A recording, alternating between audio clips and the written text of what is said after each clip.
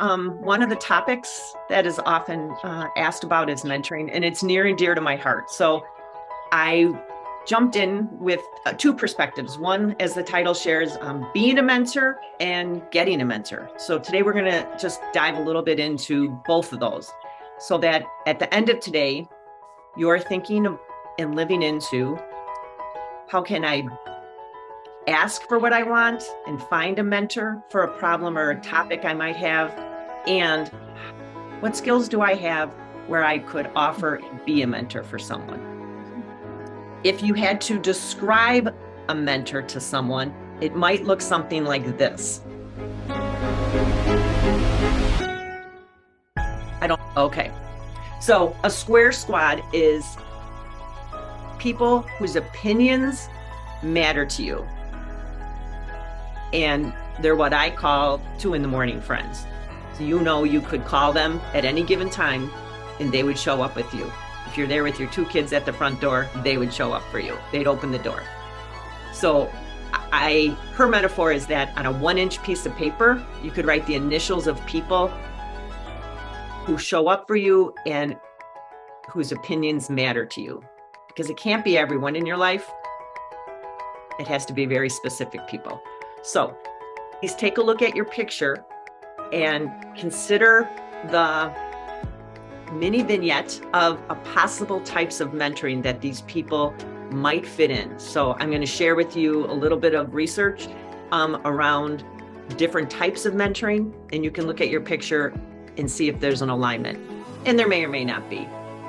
Okay, so on the next slide, you'll see the building human capacity through mentoring.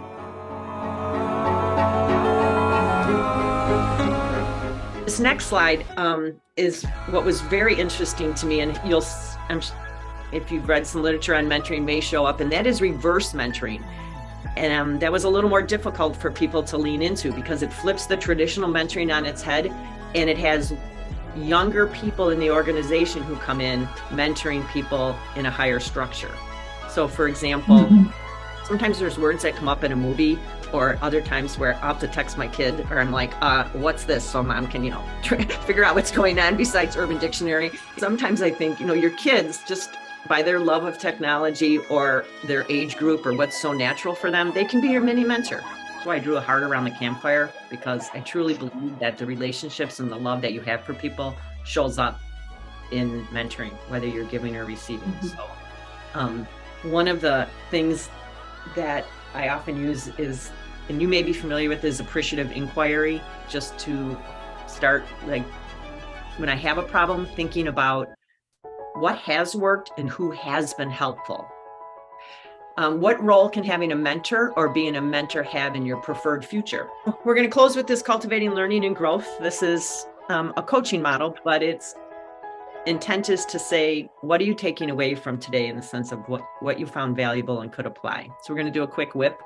I'm just going to ask you to share one sentence or a word of something you're taking away from our time on mentoring, our little drawing experience of appreciative inquiry, and our little coaching. What's your takeaway? I think mine would be reverse mentoring. I have never thought of that before. That's a totally new learning for me.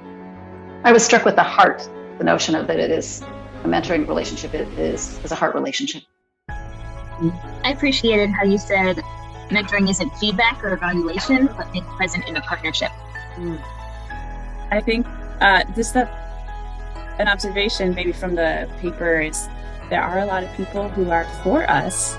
And and then the list, it was demonstrated by that list of mentoring relationships, because it can go in all these different directions and show up in all these places. And it does. Thank you for pulling it all together for us at the end there, Jess. If you look at your paper, there's lots of people who love us, and there's lots of people we can invite into our world. And so I just want to leave you with that gift of your picture that you drew, and to remind yourself on days when you want to give up that you do have a support structure that loves you.